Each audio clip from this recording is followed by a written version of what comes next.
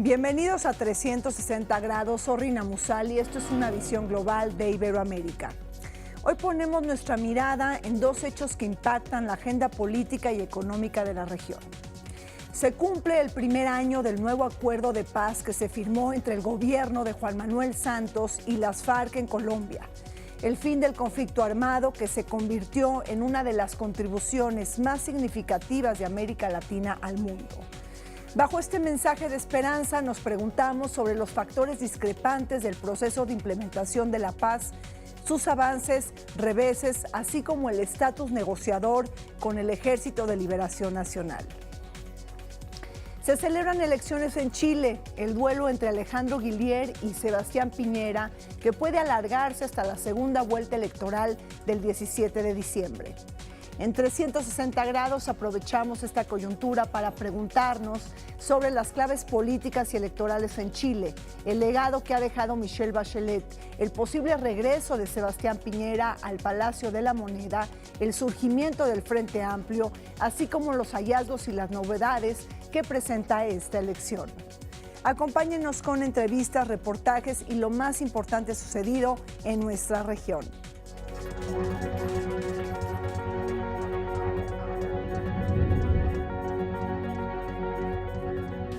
Un sismo de 7.3 grados en escala Richter se registró en la frontera entre Irak e Irán.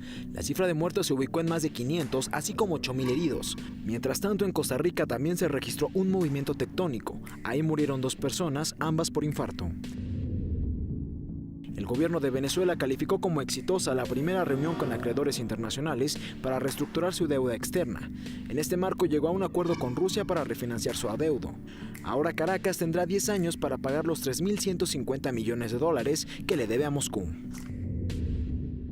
El presidente Juan Carlos Varela inauguró la primera embajada de Panamá en China, esto en el marco del restablecimiento de las relaciones diplomáticas entre ambas naciones y como parte de la primera visita de un mandatario panameño al país asiático.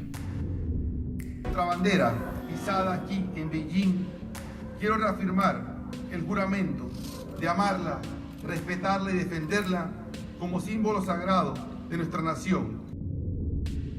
Colombia cumple su primer año de paz tras la firma el 24 de noviembre de 2016 en Bogotá del acuerdo para la terminación definitiva del conflicto entre el gobierno y las FARC. En ese marco, la Corte Constitucional avaló la Jurisdicción Especial para la Paz, que busca castigar los delitos cometidos durante el conflicto y garantizar la reparación del daño a las víctimas. La llamada JEP es la forma de garantizar los derechos de las víctimas. Es la forma de garantizar la no impunidad de los crímenes más graves cometidos con ocasión del conflicto. La paz de Colombia, así de sencillo, está ahora en la cancha del Congreso. Otro de los puntos que se ha cumplido a lo largo de este año es la desmovilización de más de 7,000 guerrilleros, así como la completa dejación de sus armas, pero aún falta mucho por hacer.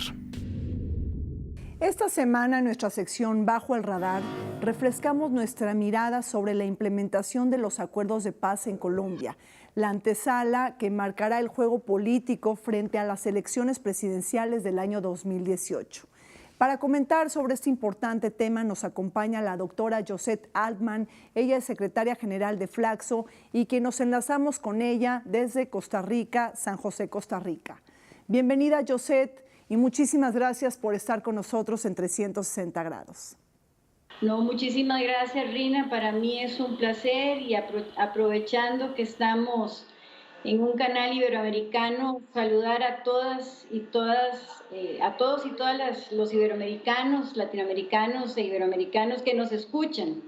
Josette, ¿cómo están recibiendo los colombianos la noticia de que Rodrigo Londoño, alias Timoshenko, el máximo líder de las FARC, se está presentando como candidato presidencial para las elecciones de Colombia del año 2018? Pienso en esto, Rina, que todo este proceso tiene, aparte de un gran contenido emocional, también tiene importantes señalamientos, y para eso yo quisiera empezar hablando o llevándonos un poco al proceso, la historiosidad del proceso de paz en Colombia. Entender que hay 2 generaciones de colombianos que han nacido sin conocer la paz, que tienen más de medio siglo o tuvieron más de medio siglo de vivir en un conflicto armado. Que si estamos hablando de víctimas, el tema de los asesinatos, las desapariciones forzadas, tortura, secuestro, entre muchos otros. Y además todo el proceso de iniciativas de paz que se vieron truncados o fracasaron en otros gobiernos, como fueron los gobiernos del presidente Betancourt, de Pastrana y del propio presidente Uribe. Así que el fin de los conflictos armados en el resto de América Latina habían llegado a buen puerto y es hasta ahora que el único que quedaba está en un proceso importante de reestructuración. ¿Cómo lo sienten los colombianos? Pienso que, como le digo, es un tema que va a ser muy difícil, pero es un tema porque además mueve muchas emociones. Recién se inicia el proceso de paz a 1 año y creo que esto es parte de saldar las heridas que quedan, es todo el tema de la aceptación. Así que es un desafío importante, pero yo no podría decirle cómo lo sienten los colombianos, sino cómo lo percibimos hacia afuera de Colombia. Yoset, las FARC convertidas en partido político y con derecho a obtener 10 escaños en el Congreso no serán enjuiciadas por la Corte Penal Internacional. ¿Cómo quitarle o restarle impunidad al acuerdo concertado desde La Habana, Cuba, o bien los colombianos deben de adaptarse a este nuevo acuerdo de paz, es decir, una paz imperfecta, pero al final de cuentas una paz? Yo no hablaría de resignarse a tener una paz imperfecta. Acuérdese que hay un tema, como bien lo decía Galtung, la paz positiva y la paz negativa. La paz negativa simplemente como ausencia de guerra, y la paz positiva, y la paz se construye. O sea, yo creo que el desafío que tienen hacia adelante los colombianos, el pueblo colombiano, es aprender a vivir en paz y los desafíos que se requieren para alcanzar la paz. Que el proceso no solamente es el tema formal de la firma, sino el proceso de construir la paz, de aprender nuevamente a vivir en paz, de alcanzar la paz a través de ir sorteando los desafíos, los retos que esto implica. Y en ese proceso también, finalmente, creo que algo muy importante es el poder trascender el mayor de los retos o desafíos que implica trascender al fin del conflicto para empezar realmente a vivir en paz. La paz no va a venir por sí misma, va a ser el resultado de políticas efectivas de inclusión social, de respeto a los derechos humanos y de una amplia participación de todos los sectores para la construcción de una paz justa y duradera. Solamente así, el tema de la inclusión social, porque firmar la paz, como le digo, la paz negativa, el que se acabe la guerra, eso es un inicio, pero luego hay que construir la paz positiva, y la paz positiva también pasa por todo este proceso de reconocer la verdad. La Comisión para el Esclarecimiento de la Verdad, la Convivencia y la no repartición, la no repetición y la Jurisdicción Especial para la Paz, que al final de cuentas es lo que nosotros llamamos la justicia transicional, tiene que ver con toda la recomposición de la sociedad colombiana en este proceso de aceptación, de alcanzar la paz.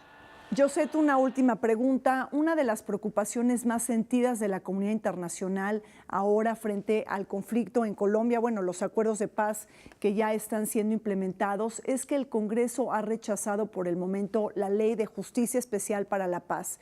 Ahí el uribismo ha dilatado las discusiones. ¿Cuál es tu lectura de este importante tema? ¿Tú crees que este tema será destrabado? Pienso que esto es un proceso interno político de el pueblo colombiano a través de sus delegados. Yo esperaría que sea así, yo esperaría que se logre destrabar, y pienso que es fundamental en esto también mirar experiencias positivas y desafíos. Los acuerdos de paz, por ejemplo, en Centroamérica, dieron a conocer que no solamente con la firma es que se acaba la paz, sino que lo más importante es crear mecanismos de reincorporación, y eso pasa también por el tema de la reconciliación interna, el tejer nuevamente una sociedad en paz en Colombia. Entonces son desafíos grandes, pero no son imposibles de llevar a cabo. Ha sido muy difícil firmar el proceso de paz, ha sido muy difícil culminar exitosamente con la firma del fin de la guerra en Colombia. Ahora viene un proceso todavía más difícil, un proceso más duro, y tiene que ser el de la reconstrucción pacífica y el de aprender a vivir en paz, de un lado y de otro. Y eso es un proceso que les toca vivir a las y los colombianos. Pero ahí también es importante saber que tienen un acompañamiento y el papel importante de la comunidad internacional en cuanto a la solidaridad que podemos brindar como un motor para el proceso de paz. Pese a los enormes avances frente a la fase de implementación de la paz, pues todavía hay muchos temas pendientes y en conflicto. Muchísimas gracias a la doctora Josette Altman, secretaria general de Flaxo, por esta entrevista. Ojalá, Josette, te podamos ver nuevamente aquí en 360 grados. A las órdenes, aquí estamos, y nuevamente, Rina, agradecer este espacio y a través de ustedes enviarles un caluroso saludo, un gran abrazo a todas y todos los iberoamericanos que nos escuchan en este canal. Vamos a un corte. Al regresar, las elecciones en Chile de este 19 de noviembre. No se vayan.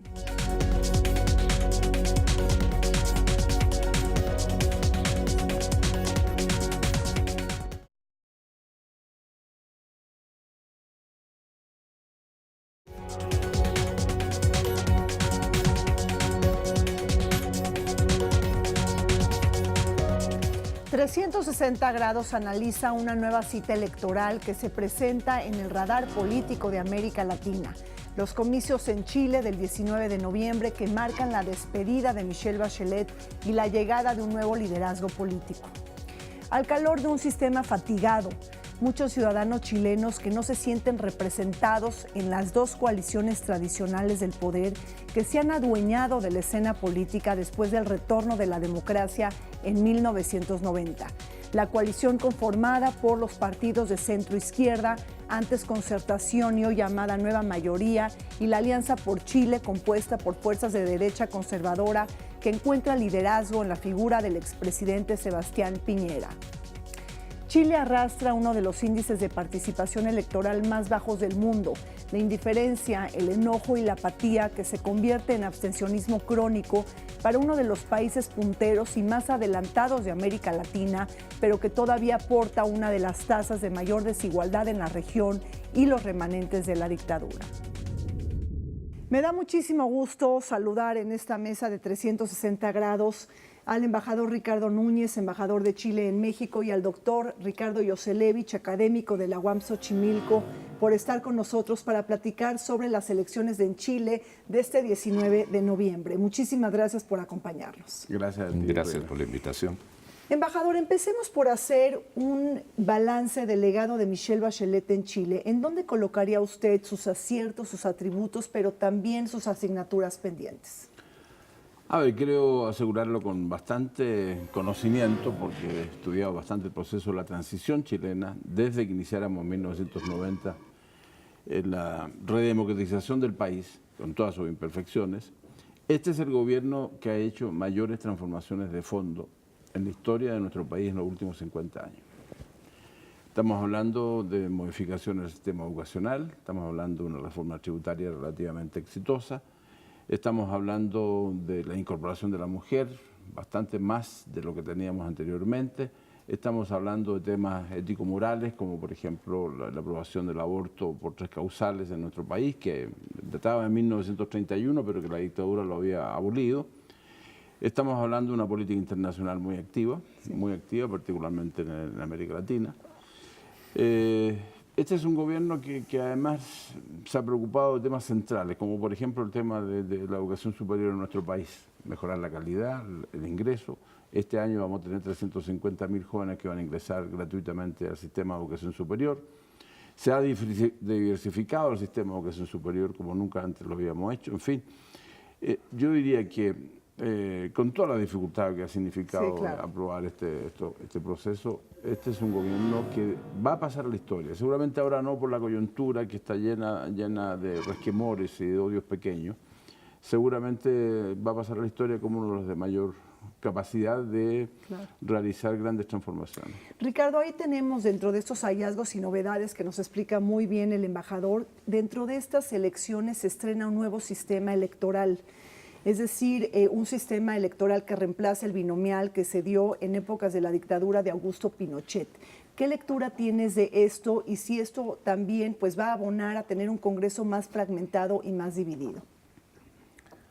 Bueno, eso es lo más probable. Digamos, el aumento de los diputados y los senadores va a abrir la posibilidad de que adquieran representación fuerzas minoritarias. Esperemos, digamos que aumentan la pluralidad de la representación en el Congreso, lo cual no quiere decir que aumente la representatividad, puesto que la participación electoral es muy difícil que vaya a repuntar y su tendencia a la baja es prácticamente permanente desde el 90, durante toda la transición. La participación electoral ha ido a la baja y es un fenómeno que afecta particularmente a los votantes jóvenes. De modo que es muy poco probable que esta elección vaya a provocar una mayor participación. Es decir, Chile tiene uno de los índices más bajos de representación política. La gente que se conecta con este abstencionismo crítico, bueno, no crítico, crónico, pero sobre todo, embajador, ahí tenemos el hecho de que los chilenos no se sienten representados entre las dos coaliciones políticas principales, es decir, Nueva Mayoría, que antes se le conocía como la Concertación, y la Alianza de Chile, que está incluyendo pues, a grupos de derecha conservadora. Sin embargo, van a ser nuevamente las primeras mayorías. Sin embargo, van a ser seguramente lejos, van a ser las primeras mayorías. Vale decir, Piñera con Guillé seguramente van a acaparar del orden del 60% de la votación. Yo tengo la impresión de que va a subir el número de chilenos o el porcentaje de chilenos que va a votar en esta oportunidad. En la última elección fue un desastre, vale decir, en los municipales votaron solamente el 36%, vale decir 4 millones y un poco más de chilenos. Según todo lo que informaciones que hemos recibido en los últimos días, el aumento del interés por votar es manifiesto. Si llegamos al 6%, las posibilidades de que el resultado sea de un carácter muy indeciso puede ser un factor novedoso. Hoy día sale un informe del PNUD que indica que por sobre 6 millones, y es probable que eso ocurra, la posibilidad de que no gane en primera vuelta Sebastián Piñera, según las últimas encuestas que hemos conocido, es altamente probable. Eso significa que ha ido adquiriendo. Sin embargo, se mantiene el hecho de que los jóvenes pobres, de sectores pobres de la población en Chile, son los que más se obtienen, a diferencia de los jóvenes de los sectores ricos.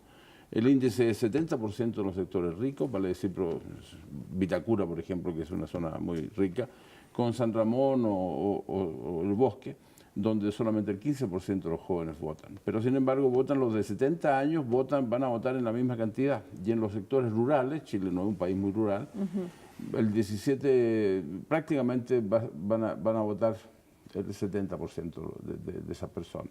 No compensa, por cierto, la abstención. Pero yo tengo la impresión, no tengo certezas, pero tengo sí la impresión, conforme los últimos resultados, que vamos a tener más cerca de 6 millones de chilenos votando que de 4 millones y tanto. Y además también se abre en esta ocasión, en estas elecciones, la posibilidad de que los chilenos en el exterior voten también. ¿Así es, Ricardo? Sí, esa es una novedad. Y uno puede contar que una parte importante de los chilenos en el exterior están politizados, de modo que tienen alguna motivación para votar, por lo menos una parte de ellos, ¿no? Y esta despolitización relativa de la sociedad chilena es quizá el cambio cultural más importante de la vuelta de siglo. Chile era un país de una politización muy, muy importante. Los partidos políticos eran instituciones que generaban una suerte de identidad. O sea, en Chile antes de 1973 no era mala educación que cuando presentaran a alguien incluyeran su afiliación partidaria como uno de los datos sociales de ubicación, ¿no? Wow. Era una cuestión, ¿no?, sumamente notoria, a diferencia de cualquier otro país donde es una falta de cortesía. Sí. Pues, ¿qué le importa a usted? Está invadiendo mi privacidad si me presenta a alguien que no conozco y le está diciendo por qué partido voto. En Chile eso era perfectamente normal, ¿no? Eso es lo que resulta novedoso hoy día, que la juventud chilena no tenga interés y que la participación en las organizaciones partidarias también haya disminuido. Ahora, hablando de estas novedades, de estos hallazgos, me parece muy interesante lo que se está conjugando en esta elección, porque de los 3 principales candidatos están vinculados o relacionados directamente a los medios de comunicación. Tenemos a Alejandro Guillier, que es un periodista, que le está representando a Nueva Mayoría. Tenemos también a Beatriz Sánchez, también periodista, que es la candidata del Frente Amplio, ¿no? El Frente Amplio que de alguna manera pues sale a la luz en la escena política en este 2017, pero también al expresidente Sebastián Piñera, que está directamente ligado a uno de los canales de televisión en Chile. Embajador, ¿cuál es la lectura que usted tiene de este relacionamiento de la política con los medios de comunicación? A diferencia de lo que otros países, los independientes siguen siendo independientes y buscan la manera de representar de manera independiente. Los 3, sin embargo, buscaron fórmulas políticas. Sebastián Piñera buscó los partidos tradicionales. Guillier buscó también a los partidos tradicionales, el Partido Socialista, el Partido Comunista, que tiene más de 100 años, en fin. Y Beatriz Sánchez se inventó un grupo llamado Frente Amplio, donde casi todos los jóvenes que ahí participaron eran anteriormente de las juventudes de los partidos políticos tradicionales. De modo tal de que esto que se llama renovación del cuadro político en Chile es bastante relativo y hay que estudiarlo con un poquito más de profundidad. Claro. Porque no hay independientes en el sentido que lo conocemos en otros países, como Macron, digamos, es una expresión bastante clara en ese sentido. O de algunos candidatos aquí en México, que son efectivamente independientes, pero que van a ser independientes hasta el final si logran juntar todas las firmas. En este caso, el único independiente en ese sentido es Guillier, porque él tuvo que buscar firmas para inscribirse. En cambio, los otros 2 ya tenían partidos inscritos en el sistema, y por lo tanto, a través de esos partidos son candidatos. Pero luego Nueva Mayoría capta, ¿no?, a Alejandro Guillier. Lo cierto es que es de la Nueva Mayoría.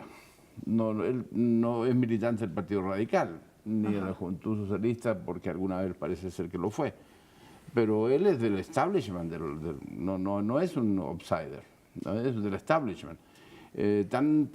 Como periodista puede ser que no, porque, en fin, un periodista tiene que ser muy objetivo y salirse un poco de los márgenes de la política tradicional. Pero él, a quien conozco bastante, siempre fue un hombre vinculado a la centroizquierda chilena. Claro. No es un outsider, como vuelvo a insistir, no es una persona nacida como el hipopótamo que alguna vez fue candidato en Brasil. ¿No? ¿Hipopótamo era otro animal? Se llama cacareco. Una cosa así. No, en Chile no se da ese fenómeno, ¿no? Y el resto de los demás también forman parte de alguna, directa o indirectamente, del establishment político chileno. El establishment político chileno ha sufrido modificaciones en la forma, más no en el contenido. En la forma, más no en el contenido. Tanto así que tenemos un candidato de ultraizquierda que podría ser de la época, digamos, de los años 30, del estalinismo más clásico. Y pasando también por un joven Kast, que está a la ultraderecha, que forma parte del mundo más conservador de Chile. Y Chile siempre tuvo una fuerza conservadora muy importante. Sí, muy importante, claro. Ahora, Ricardo, ¿cómo estás viendo las fuentes del poder de Sebastián Piñera? Porque es posible que regrese al Palacio de la Moneda en estas elecciones. Es decir, cuando fue presidente, ¿qué resultados drenó a la sociedad que le permiten convertirse hoy en candidato? Bueno, una razón por la que Piñera es candidato es su poder económico, primero. Y volvería propiamente con su poder económico a manejar.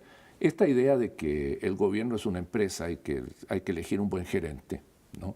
Es algo que se ha manifestado prácticamente como una tendencia universal, o sea, casos de, digamos, empresarios metidos a populistas. O sea, porque el populismo no es exclusivamente de la izquierda. Tenemos un populismo de estos empresarios que quieren arrasar en la política.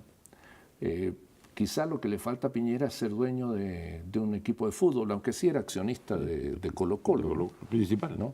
Sí, sigue siendo. De modo que ese, si quieres, es un síndrome de todo lo que está ocurriendo en general con la política. Sí, digo, ahí tenemos a Trump. La derecha también tiene una cierta carencia de líderes y de programas. En este momento, la discusión chilena es un poco pendular, o sea, promete volver a deshacer lo que haya hecho Bachelet, ¿no? En algún momento se pensó que Bachelet iba a llegar a deshacer lo que hubiera hecho Piñera. O sea, estamos metidos en algo que no se sabe muy bien para dónde va, pero en todo caso va dando tumbos. Y el problema es que la izquierda y la derecha se turnan en una suerte de contradanza, en que las medidas son bastante obvias. Una de las cuestiones es la cuestión de si la educación es o no es un negocio. Esa es una. Sí. O sea, que puede echar atrás esta reforma educativa. Por lo menos es lo que plantea. Sí. ¿no? Ahora sí tenemos todo este ambiente como de antipolítica en Chile, es decir, una enorme desafección de la ciudadanía con la política, los jóvenes desencantados, hartos y enojados, Ricardo, con la política y con los políticos de siempre. Bueno, pero con una cultura política que pesa mucho y por eso mismo se produce el rechazo entre algunos jóvenes. Pero es importante recordar que cuando se conformó este nuevo frente de los nuevos políticos jóvenes, mostraron que los recursos que mueven para solucionar sus problemas entre ellos no son muy distintos de los políticos tradicionales. Eso es muy importante. Y otra cosa que sí puede dar al traste con todos los cálculos y pronósticos es que no habiendo propuestas claras, no habiendo afiliaciones positivas de proyectos, en la política están funcionando lo que son los consensos negativos. Y entonces, lo que dice Ricardo puede ocurrir, que se reúna detrás de Guillermo simplemente impida que regrese Piñera. Puede ser un argumento de peso y efectivamente un elemento movilizador en una segunda vuelta. La segunda vuelta lo que busca es justamente eliminar los gobiernos de minoría, pero entonces, sí, bueno, minorías, pero en este momento como diría, hay un peligro de que regrese la derecha y pudiera ocurrir lo que sería en parte milagroso para la izquierda, que se coagulara negativamente en función de que no regrese Piñera. Bueno, pues muy agradecida con nuestros invitados por su participación en esta mesa de 360 grados. Estemos pendientes de los resultados finales en Chile y de lo que podrá suceder esta segunda vuelta electoral de diciembre. Gracias al embajador Ricardo Núñez y al doctor Ricardo Joselevich. Muy amable. Gracias. Ecuador, Chile y Honduras fueron los países de América Latina que protagonizaron elecciones en este año 2017. Comicios que debemos de revisar a la luz del año electoral 2018, en donde tendrán lugar elecciones en Brasil, en México, Colombia, Costa Rica, Paraguay y quizás Venezuela. Las elecciones son un punto medular dentro del proceso democrático, político y participativo. Son un momento de síntesis nacional, donde las dimensiones de la política, la economía, sociedad y la cultura se entremezclan para motivar la llegada de un nuevo mandatario y la despedida del liderazgo anterior. Se nos acabó el tiempo en 360 grados. Soy Rina Musali, los esperamos todos los domingos en el canal Iberoamericano y TV UNAM.